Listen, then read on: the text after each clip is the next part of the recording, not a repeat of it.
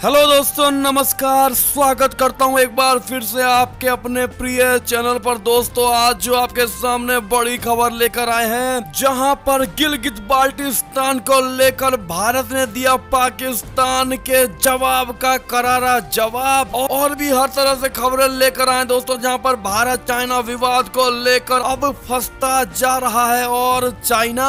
चलेंगे सारी बड़ी खबरों पर, लेकिन उससे पहले अगर आप भी प्रधानमंत्री नरेंद्र मोदी जी और अपने भारतीय सेना के हर फैसले का दिल से समर्थन करते हैं तो इस वीडियो को अभी कर दीजिए लाइक, चैनल को कर दीजिए सब्सक्राइब, बेल आइकन दबाइए, साथ ही कमेंट बॉक्स में लिख दीजिएगा जय हिंद। जी हाँ दोस्तों, तो खबरों में आगे बढ़ने से पहले जान लेते हैं आज के बड़े हेडलाइंस, जहां पर पहली बड़ी खबर में आपको बताएंगे कि पाकिस्तान ने गिलगित बाल्टिस्तान को दिया स्थायी प्रांत का दर्जा। तो भारत ने क्या कहा दोस्तों और किस प्रकार से भारत ने इस पाकिस्तान के बात का जवाब दिया है, बताएंगे आपको। साथ ही बताएंगे जहां पर यूएस के रास्ते पर चल रहा है चाइना, इस तरह का उठा रहा है कदम। जी हाँ दोस्तों, ये भी बताएंगे। साथ ही पाकिस्तान की सड़कों पर लगे विंग कमांडर अभिनंदन और प्रधानमंत्री मोदी के पोस्टर। जी हाँ दोस्तों, बताएंगे ये पूरी खबर, साथ ही पोस्टर भी दिखाएंगे आपको। साथ ही दोस्तों अन्य खबरों से अवगत कराएंगे, जहां पर फ्रांस में हमले के बाद अब कनाडा में भी चाकूबाजी कर दी गई है दोस्तों, जहां से जुड़ी है सबसे बड़ी खबर आ रही है, भी बताएंगे। उससे आगे बताएंगे जहां पर दोस्तों 3 बीजेपी नेताओं के हत्या का मास्टरमाइंड को हमारी भारतीय सेना ने ढेर कर दिया है दोस्तों, बताएंगे वो कौन था। साथ ही दोस्तों बीजेपी के अध्यक्ष जेपी नड्डा से सवाल पूछा गया कि क्या बिहार में तेजस्वी दे रहे हैं बीजेपी को टक्कर, तो जवाब में क्या कहा जेपी नड्डा ने, बताएंगे दोस्तों आपको। उससे आगे बताएंगे जहां आईपीएल से संन्यास लेने की सारी अटकलों को लेकर क्या कहा धोनी ने, क्या वो संन्यास लेंगे या नहीं दोस्तों, सारी चीजें क्लियर करिए वो हम आपको बताएंगे। साथ ही दोस्तों बताएंगे जहां पर दिवाली से पहले घरेलू सिलेंडर पर मिल रही है आप सब लोगों को राहत। जितने भी भाई बंधु यहाँ पर सिलेंडर मंगवाते हैं या लेने जाते हैं उनके लिए बड़ी खबर है दोस्तों, तो बताएंगे सारी बड़ी खबरें आपको। तो बने रहिएगा वीडियो के अंत तक, और अंत में इस वीडियो को हमेशा की तरह पूरे भारत में व्हाट्सएप फेसबुक के थ्रू शेयर करना बिल्कुल मत भूलेगा दोस्तों। तो चलते हैं पहली और सबसे एक्सक्लूसिव खबर की तरफ, जहां पर पाकिस्तान ने गिलगित बाल्टिस्तान को दिया अस्थायी प्रांत का दर्जा। तो भारत ने कहा खाली करो अवैध कब्जा। जी हाँ दोस्तों, पाकिस्तान के प्रधानमंत्री इमरान खान की ओर से गिलगित बाल्टिस्तान को अस्थायी प्रांत का दर्जा देने के ऐलान पर भारत ने कड़ी आपत्ति जाहिर की है। विदेश मंत्रालय ने कहा है कि पाकिस्तान की ओर जबरन कब्जा किए गए भारतीय भूभाग में किसी भी बदलाव को भारत खारिज करता है। विदेश मंत्रालय के प्रवक्ता अनुराग श्रीवास्तव ने कहा और दोहराया कि गिलगित बाल्टिस्तान सहित केंद्र शासित प्रदेश जम्मू कश्मीर और लद्दाख भारत का अभिन्न हिस्सा है। उन्होंने ये भी जोर देकर कहा कि पाकिस्तान इन क्षेत्रों का दर्जा बदलने की बजाय अवैध कब्जे को खाली करे। विदेश मंत्रालय के प्रवक्ता ने कहा कि 1947 में जम्मू कश्मीर के भारत संघ में वैधपूर्ण और बेबदल विलय की वजह से पाकिस्तान सरकार का जबरन कब्जाए गए भूमि पर हस्तक्षेप का कोई अधिकार नहीं है। अवैध कब्जे को छिपाने के लिए पाकिस्तान की ओर से इस तरह के प्रयास से पाकिस्तान अधिकृत क्षेत्र में रह रहे लोगों के साथ 7 दशक से मानवाधिकारों के उल्लंघन और आजादी से वंचित रखने को छिपाया नहीं जा सकता है। प्रवक्ता ने कहा कि इन भारतीय क्षेत्रों का दर्जा बदलने की बजाय पाकिस्तान तुरंत अवैध कब्जे को खाली करे। जी हाँ दोस्तों, ऐसे में इमरान खान के अस्थायी प्रांत दर्जा देने को लेकर भारत ने करारा जवाब और गिलगित बाल्टिस्तान खाली करवाने को कहा है दोस्तों। ऐसे में मानते हैं कि भारत ने ये सही बयान दिया है और प्यार से खाली नहीं करते हैं तो चाहे उसके लिए जबरदस्ती खाली करवाना पड़े, भारत कभी पीछे नहीं हटने वाला दोस्तों, और भारत कभी 1 इंच अपने हिस्से से नहीं हटने वाला। आप क्या कहते हैं कमेंट करके जरूर बताइएगा। अगर आपको भी अपने केंद्र की मोदी सरकार और भारतीय सेना पर पूरा भरोसा है तो लिखना बिल्कुल मत भूलेगा दोस्तों। चलते और बड़ी खबर की ओर, जहां यूएस के रास्ते पर चला चाइना, अमेरिकी सेना की तर्ज पर पीएलए को करेगा तैयार। बता दे कम्युनिस्ट पार्टी ऑफ चाइना यानी सीपीसी के हाल ही में संपन्न एक महत्वपूर्ण सम्मेलन में अमेरिका की तर्ज पर 2027 तक एक पूरी तरह आधुनिक सेना के निर्माण की योजना को अंतिम रूप रूप दिया गया है। प्रकाशित खबरों में ये कहा गया है कि सरकारी ग्लोबल टाइम्स ने शनिवार को चीनी विश्लेषकों के हवाले से कहा कि पीपुल्स लिबरेशन आर्मी यानी पीएलए की स्थापना के 100 वर्ष 2027 में पूरे होंगे और चाइना तब तक एक पूरी तरह आधुनिक सेना का निर्माण करेगा। ये लक्ष्य राष्ट्रीय क्षमता के अनुरूप है और भविष्य की राष्ट्रीय रक्षा जरूरतों को पूरा करेगा। ऐसे में दोस्तों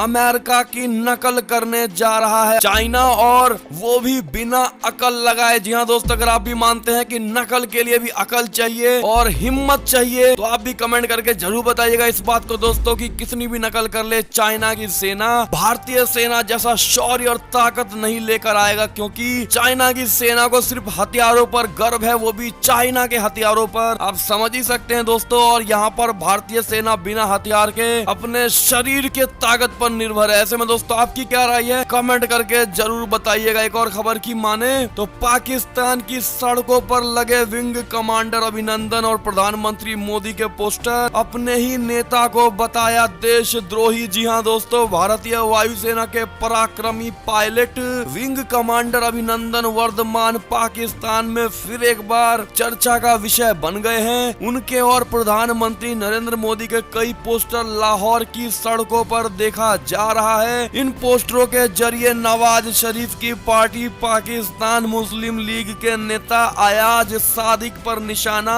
साधा गया है। कई पोस्टरों में अयाज सादिक को कौम का गद्दार बताते हुए मीर जाफर से तुलना की गई है। गौरतलब है कि अयाज सादिक ने ही पाकिस्तानी संसद में अभिनंदन की रिहाई को लेकर इमरान खान सरकार की पोल खोली थी। अयाज सादिक के निर्वाचन क्षेत्र लाहौर की सड़कों के किनारे लगे इन पोस्टरों में विंग कमांडर अभिनंदन वर्धमान और प्रधानमंत्री मोदी की तस्वीरें जानबूझकर लगाई गई। इसमें उर्दू में पीएमएलएन पार्टी के नेता अयाज सादिक को देशद्रोही करार दिया गया है दोस्तों, और कुछ पोस्टरों में सादिक को वर्धमान के रूप में दिखाया गया है कि कई पोस्टरों में उन्हें भारत समर्थक भी बताया गया है। ऐसे में दोस्तों पोस्टर स्क्रीन पर देख पा रहे होंगे, और इन पोस्टरों को लेकर आपका क्या कहना है दोस्तों, कमेंट करके जरूर बताइएगा। ऐसे में दोस्तों ये पोस्टर चाहे विरोध में ही लगाया गया हो, लेकिन प्रधानमंत्री मोदी और अभिनंदन के इस फोटो को अगर आप पॉजिटिव वे में देखें दोस्तों तो पाकिस्तान में भी मोदी जी छाए हुए नजर आ रहे हैं। इसको लेकर आपकी क्या राय है, कमेंट करके जरूर बताइएगा। अगर आप भी मानते हैं कि मोदी जी सिर्फ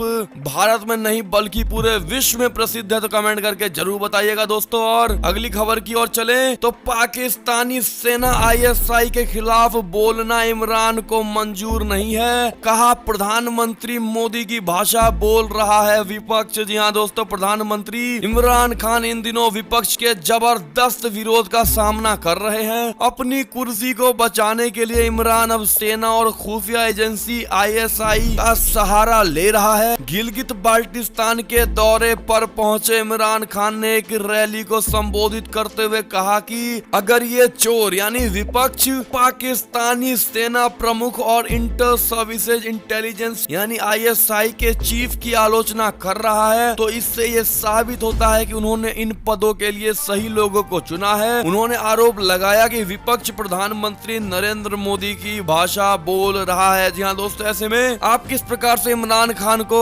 जवाब देंगे दोस्तों, जहां पर प्रधानमंत्री के भाषा को गलत बताया जा रहा है पाकिस्तान की इमरान सरकार के नजरिए से। ऐसे में बताना बिल्कुल मत भूलिएगा दोस्तों, और पाकिस्तान के विपक्ष का आप कितना समर्थन करते हैं बताइएगा जरूर। एक और खबर की माने तो इराक सीरिया में ब्रिटिश ड्रोन ने मचाया कहर, मारे 1400 से भी ज्यादा आईएसआईएस के खूंखार आतंकी। बता दें ब्रिटिश एयरफोर्स ने इराक और सीरिया में अपने ड्रोन हमलों से आईएसआईएस की कमर तोड़कर रख दी है। पिछले 6 साल में यूके रॉयल एयरफोर्स के ड्रोन हमलों में आईएसआईएस के 1400 से ज्यादा खूंखार आतंकवादी मारे जा चुके हैं। ये आंकड़ा शनिवार को ब्रिटिश रक्षा मंत्रालय ने फोटोग्राफिक साक्ष्य और पीछे छोड़े गए मलबों के आधार पर जारी किया है। दोस्तों आपको बता दें ये सभी हवाई हमले ब्रिटिश रॉयल एयरफोर्स के MQ-9 reaper unmanned aerial vehicle से अंजाम दिए गए हैं। इन हमलों में सबसे बड़ी बात ये रही कि इन्हें अंजाम देने के लिए कोई भी ब्रिटिश एयरफोर्स का जवान सीरिया या इराक नहीं गया। जी हाँ दोस्तों, ये पॉइंट नोट करने वाला है कि कोई भी जवान ब्रिटिश का सीरिया या इराक नहीं गया। ये सभी हमले ब्रिटेन में में बने कमांड एंड कंट्रोल बंकरों में बैठे एयरफोर्स के जांबाज कर्मियों ने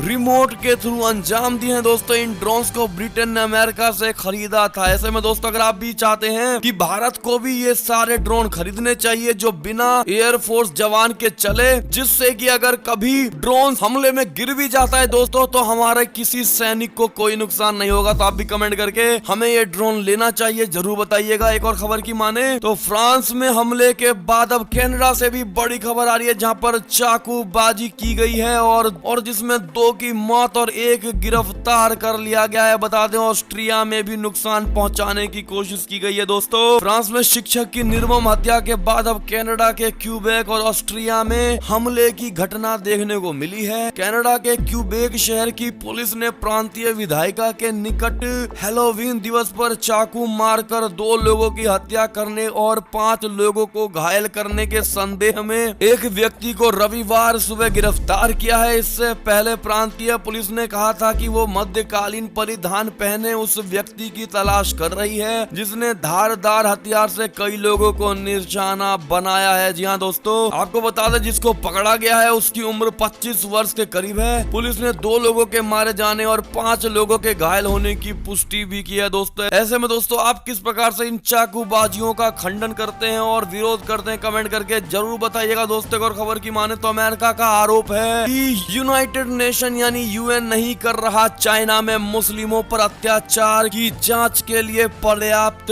प्रयास। जी हाँ दोस्तों, अमेरिका और संयुक्त राष्ट्र के बीच रिश्ते इन दिनों काफी मुश्किल दौर से गुजर रहे हैं। संयुक्त राष्ट्र पर अमेरिका लगातार चाइना का पक्ष लेने का आरोप लगा रहा है। संयुक्त राष्ट्र में महिलाओं के मुद्दों के लिए नियुक्त अमेरिकी राजनयिक ने बृहस्पतिवार को कहा कि चाइना के शिनजियांग प्रांत में मुस्लिम अल्पसंख्यकों पर कथित तौर पर हो रहे अत्याचार की जांच के लिए संयुक्त राष्ट्र पर्याप्त प्रयास नहीं कर रही है। हिरासत केंद्रों में प्रजनन पर बलपूर्वक नियंत्रण और यौन हिंसा की खबरों का हवाला देते हुए महिला मुद्दों पर संयुक्त राष्ट्र में अमेरिकी राजनयिक केली क्यूरी ने कहा कि ऐसे कृत्यों से व्यापक स्तर पर महिलाओं को शिकार बनाने की परिपाटी दिखती है। ऐसे में आपकी क्या राय है दोस्तों और अमेरिका के इस आरोप का आप समर्थन करते हैं या विरोध करते हैं कमेंट करके जरूर बताइएगा। एक और खबर की ओर चले तो नाइजीरिया में यूएस नेवी सील कमांडो का सफल ऑपरेशन, अपहत अमेरिकी नागरिक को उन्होंने बचाया। बता दें दोस्तों ये दूसरी बड़ी खबर आ रही है अमेरिकी ऑपरेशन से जुड़ी, जहां पर अमेरिकी सेना के नेवी सील कमांडो ने अफ्रीकी देश नाइजीर में अपने एक नागरिक को छुड़ाने के लिए सीक्रेट ऑपरेशन को अंजाम दिया है। इस मिशन में कमांडो टीम ने न केवल अमेरिकी नागरिक को सुरक्षित रूप से बाहर निकाला बल्कि 6 अपहरणकर्ताओं को भी मौत के घाट उतार दिया दोस्तों। ऐसे में ये ऑपरेशन पूरी तरह सफल रहा। ऐसे में कांग्रेस जरूर कर दीजिएगा अमेरिकी सेनाओं को। एक और खबर की माने तो 3 बीजेपी नेताओं की हत्या का मास्टरमाइंड ढेर, 72 घंटे में सेना ने आतंकी को मार गिराया। जी हाँ दोस्तों, जम्मू कश्मीर में पुलिस और सुरक्षा बलों ने संयुक्त ऑपरेशन में हिजबुल मुजाहिदीन के चीफ कमांडर सैफुल्लाह को मार गिराया है। सैफुल्लाह को रियाज नाइकू के मारे जाने के बाद हिजबुल ने चीफ कमांडर बनाया था। जानकारी के मुताबिक सैफुल्लाह को श्रीनगर जिले के रंग रेत इलाके में हुई मुठभेड़ में मार गिराया गया है। उसके एक साथी को सेना ने जीवित पकड़ने में सफलता पाई है। सैफुल्लाह को इसी साल हिजबुल ने अपना चीफ बनाया था। रंग रेत में सेना का सर्च ऑपरेशन भी जारी है। जी हाँ दोस्तों, ऐसे में आप कितने खुश है दोस्तों इस खबर को सुनकर, जहां पर 3 बीजेपी नेताओं की हत्या का मास्टरमाइंड को मार गिराया गया और साथ ही भारतीय सेना को इसके लिए कांग्रेस जरूर कर दीजिएगा दोस्तों, जिससे उनका मनोबल बढ़े और आगे भी इसी प्रकार की सफलता हासिल करते रहे हमारी भारतीय सेना। जी हाँ दोस्तों, तो लिखना बिल्कुल मत भूलेगा। एक और खबर की माने तो कार्टून विवाद पर बोले फ्रांस के राष्ट्रपति, कहा मुस्लिम समाज की तकलीफ को मैं समझता हूँ जा रहा है। इस मामले को लेकर फ्रांसीसी राष्ट्रपति इमैनुअल मैक्रों के बयान पर मुस्लिम जगत भड़का हुआ है। इस बीच मैक्रों ने कहा है कि पैगंबर मोहम्मद के कार्टून को लेकर वो परेशान और समझ सकते हैं कि मुस्लिम समाज को धक्का लगा है। मैक्रों का कहना है कि उनकी भावनाओं का सम्मान करते हैं, लेकिन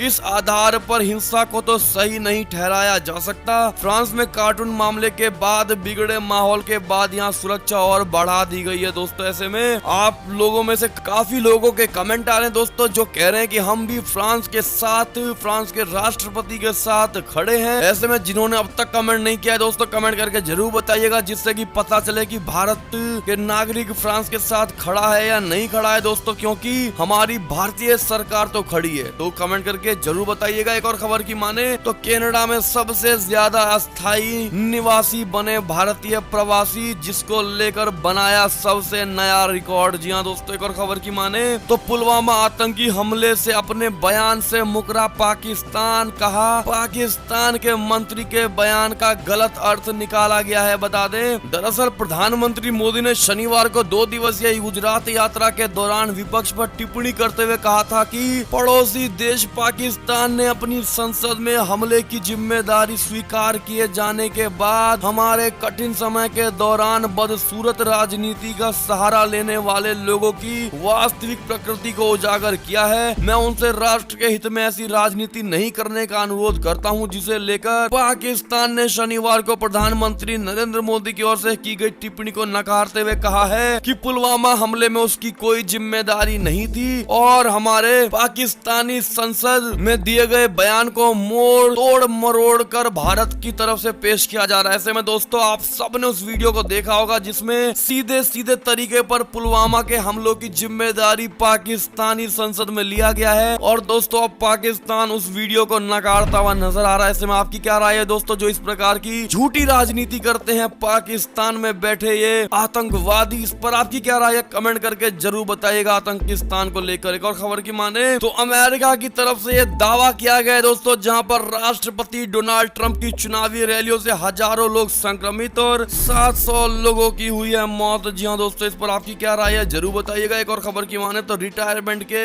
12 साल बाद भी दिखा यूएस का सीक्रेट प्लेन F-117 कुछ बड़ा करने जा रहा है क्या अमेरिका? क्या कहते हैं आप लोग दोस्तों, जरूर बताइएगा। एक और खबर की माने तो भारतीय दूतावास ने दी चीनी ड्राइवर को भावपूर्ण विदाई, सुखद भविष्य की कामना। बता दें, चाइना से जारी तनाव के बीच भारत ने एक बार फिर से सद्भावना और भाईचारे की मिसाल पेश की है दोस्तों। शनिवार को बीजिंग स्थित भारतीय राजदूत विक्रमी मिस्री ने दूतावास में लंबे समय से काम करने वाले चीनी ड्राइवर यू चांगजिंग को भावपूर्ण विदाई दी। बता दें कि यू विदेश मंत्री एस जयशंकर सहित 6 राजदूतों के ड्राइवर रह रहे हैं। ऐसे में दोस्तों, अगर आप भी मानते हैं कि भारत के साथ कोई कितनी भी गलत भावना रखे, लेकिन भारत हमेशा सद्भावना ही रखता है। ऐसे में आपकी क्या राय है दोस्तों, क्या कहते हो, जरूर बताइएगा। एक और खबर की माने तो ट्रंप का जो बाइडेन पर करारा वार, कहा भ्रष्ट राजनीतिक करियर रहा है जो बाइडेन का। 47 साल से अमेरिकियों को धोखा दे रहा है जो बाइडेन। जी हाँ दोस्तों, अमेरिकी राष्ट्रपति डोनाल्ड ट्रंप ने अपने प्रतिद्वंदी और डेमोक्रेटिक पार्टी की ओर से राष्ट्रपति पद के उम्मीदवार जो बाइडेन का राजनीतिक करियर भ्रष्ट होने का आरोप लगाया। उन्होंने कहा कि जो बाइडेन ने पिछले 47 साल में अमेरिकियों को धोखा देने के सिवा और कुछ नहीं किया। ऐसे में दोस्तों, आप ट्रंप के इस बात का समर्थन करते हैं, हाँ या ना, जरूर बताइएगा। एक और खबर की माने तो मुस्लिम देशों को मिला रूस का समर्थन, शार्ली हेब्दो के खिलाफ दिया उन्होंने ये बयान। जी हाँ दोस्तों, आपको बता दें कि हैरानी की बात यह है कि अब रूस भी इस विवाद में कूद पड़ा है। हाल ही में इस मामले में मुस्लिम देशों को रूस का समर्थन मिला है। दरअसल फ्रांस में शार्ली हेब्दो के बनाए कार्टूनों पर चल रहे विवाद के बीच रूस के सर्वोच्च नेता का बयान आया है दोस्तों। ऐसे में उन्होंने कार्टून के छापे जाने का विरोध जताया। ऐसे में दोस्तों, आपकी क्या राय है और रूस को किस प्रकार से अलग रहना चाहिए दोस्तों फ्रांस वाले विवाद से, कमेंट करके जरूर बताइएगा। अगर आप भी मानते हैं कि रूस अगर साथ नहीं दे सकता है तो विरोध भी ना करे, कमेंट करके जरूर बताइएगा दोस्तों, आपका क्या मानना है रूस को लेकर फ्रांस मामले में। एक और खबर की माने तो फ्रांस से जुड़ी दूसरी खबर, जहां पर फ्रांस में अब भी अवैध रूप से रह रहे हैं 183 पाकिस्तानी। पूर्व ISI चीफ की बहन भी इसमें है शामिल। जी हाँ दोस्तों, पाकिस्तान की महावाणिज्य दूतावास ने फ्रांस की सरकार और अधिकारियों से अनुरोध किया है कि वे पूर्व ISI चीफ और लेफ्टिनेंट जनरल अहमद शुजा पाशा की बहन को अस्थायी निवासी के रूप में फ्रांस में रहने की अनुमति दे। पाकिस्तान के महावाणिज्य दूतावास ने बताया है कि अहमद शुजा पाशा की बहन फ्रांस में अपनी बीमार सास की देखभाल करने गई है। वहीं फ्रांस के अधिकारियों ने पाकिस्तान के 183 आगंतुक वीजा को खारिज कर दिया है। जी हाँ दोस्तों, ऐसे में अगर आप भी चाहते कि फ्रांस को तत्काल प्रभाव से सभी पाकिस्तानियों को जो कट्टरवादी में भरोसा रखते हैं, इन सब को तुरंत प्रभाव से निकाल देना चाहिए, तो कमेंट करके जरूर बताइएगा दोस्तों कि हम भी चाहते हैं कि जल्द से जल्द इन्हें निकालना चाहिए फ्रांस से। एक और खबर की माने तो बिहार चुनाव 2020 से बड़ी खबर, जहां आज योगी आदित्यनाथ करेंगे धुआंधार प्रचार। वाल्मीकि नगर में होगी पहली इनकी जनसभा। जी हाँ दोस्तों, एक और खबर की माने तो मध्य प्रदेश से बड़ी खबर आ रही है, जहां पर मध्य प्रदेश में थमा प्रचार का शोरगुल। 3 नवंबर को होगा 355 प्रत्याशियों की किस्मत का फैसला। जी हाँ दोस्तों, मध्य प्रदेश की 28 विधानसभा सीटों के लिए हो रहे उपचुनाव के प्रचार का सिलसिला रविवार शाम 6 बजे थम गया। यहाँ 3 नवंबर को 355 प्रत्याशियों की किस्मत का फैसला 65,67,6751 मतदाता करेंगे। प्रचार के आखिरी दिन दोनों प्रमुख दलों भाजपा कांग्रेस ने प्रचार में अपनी ताकत झोंकी। दोनों दलों का जोर ग्वालियर चंबल अंचल में रहा। जी हाँ दोस्तों, ऐसे में 3 नवंबर यानी परसों क्या लगता है दोस्तों आपको, रिजल्ट क्या आने वाला है और कौन जीतने वाला है ये उपचुनाव? कमेंट करके जरूर बताइएगा। एक और खबर की माने तो जब जेपी नड्डा से पूछा गया कि क्या बिहार में तेजस्वी यादव दे रहे हैं टक्कर, तो क्या दिया जवाब उन्होंने, बता दें आपको। उन्होंने कहा कि ऐसा कोई विषय नहीं है, बिहार में लोगों का बड़ा स्पष्ट समर्थन प्रधानमंत्री मोदी के कामों को लेकर है और उसको जमीन पर नीतीश कुमार जी ने बखूबी उतारा है। इसलिए एक बदलती हुई तस्वीर बिहार के सामने आई है और बिहार के वोटर्स इस बात को जानते हैं कि बिहार को पीछे किसने धकेला और फिर बिहार को वापस ट्रैक पर कौन लेकर आया। ये जरूर होता है कि जो पढ़ा लिखा वोटर्स होता है, खासकर जो संवेदनशील होते हैं, वो वोकल नहीं होते, इसलिए कई लोगों को इस तरह की धारणा हो जाती है। लेकिन सच्चाई ये है कि एनडीए के प्रति लोगों में रुझान है, मोदी जी के प्रति लोगों में रुझान है और मोदी जी के साथ साथ नीतीश कुमार जिन्होंने सुशासन देने का काम किया है और ये बहुत ही वाइप गैप है। ऐसे में दोस्तों आप जेपी नड्डा के बात का कितना समर्थन करते हैं कमेंट करके जरूर बताइएगा। और बिहार में किसकी सरकार बनेगी दोस्तों, एनडीए की, आरजेडी की, एलजेपी की, किसकी बनेगी कमेंट करके जरूर बताइएगा। आप लोगों के ही सर्वे से दोस्तों पता लगेगा हम लोगों को भी कि किसकी सरकार बनेगी, तो कमेंट करके जरूर बताइएगा और भारी मात्रा में कमेंट कीजिएगा दोस्तों और दूसरों को भी शेयर कीजिएगा ताकि वो भी इस वीडियो को देखे और कमेंट करे भर के, जिससे हम भी अंदाजा लगा सके कि इस बार बिहार में किसकी बनेगी सरकार। एक और खबर की माने तो आईपीएल से संन्यास लेने की सारी अटकलों को धोनी ने किया खारिज, जिसको लेकर किया बड़ा खुलासा। जी हाँ दोस्तों, आपको बता दें कि चेन्नई सुपर किंग्स के कप्तान महेंद्र सिंह धोनी अगले साल भी इंडियन प्रीमियर लीग में खेलते हुए नजर आएंगे। चेन्नई सुपर किंग्स ने इस सीजन में अपने आखिरी मुकाबले में किंग्स 11 पंजाब को 9 विकेट से शिकस्त दी। ऐसे में दोस्तों महेंद्र सिंह धोनी ने स्पष्ट कर दिया है कि उनका इस फ्रेंचाइजी की तरफ से आखिरी मैच नहीं है। ऐसे में दोस्तों आप में से कितने ऐसे लोग जो महेंद्र सिंह धोनी के फैन हैं वो कमेंट करके जरूर बताइएगा। एक और खबर की माने तो एलपीजी सिलेंडर प्राइस नवंबर को लेकर बड़ी खबर, जहां दिवाली से पहले घरेलू एलपीजी सिलेंडर पर बड़ी राहत, लेकिन भारी पड़ेगा 19 किलो वाला सिलेंडर। जी हाँ दोस्तों, आपको बता दें तेल कंपनियों ने नवंबर महीने के लिए एलपीजी सिलेंडर के दामों में कोई बदलाव नहीं करके उपभोक्ताओं को दिवाली का तोहफा दिया है। इससे पहले अक्टूबर महीने में भी रसोई गैस सिलेंडर की कीमत में कोई बदलाव नहीं किया गया था। व्यावसायिक गैस सिलेंडर के दाम में अवश्य 78 रुपए तक का इजाफा हुआ है। जी हाँ दोस्तों, ऐसे में अगर हम दिल्ली शहर की बात करें तो 14.2 किलो वाले एलपीजी सिलेंडर का दाम नवंबर में 594 रुपए रहेगा। जी हाँ दोस्तों, ऐसे में आपके यहाँ पर कितना रुपए सिलेंडर मिल रहा है दोस्तों कमेंट करके जरूर बताइएगा 14.2 किलो वाले सिलेंडर के लिए। और दोस्तों ये थी अब तक की सारी बड़ी खबरें। आपको हमारी खबरें कैसी लगी, आशा करता हूँ काफी अच्छी लगी होगी दोस्तों। अगर जरा भी अच्छी लगी है तो इस वीडियो को अभी अपने भाई बंधुओं में व्हाट्सएप फेसबुक के जरिए पूरे भारत में शेयर करना बिल्कुल मत भूलेगा दोस्तों। और अभी कर दीजिए इस वीडियो को लाइक, चैनल को कर दीजिए सब्सक्राइब, बेल आइकन दबाइए, साथ ही कमेंट बॉक्स में लिख दीजिएगा जय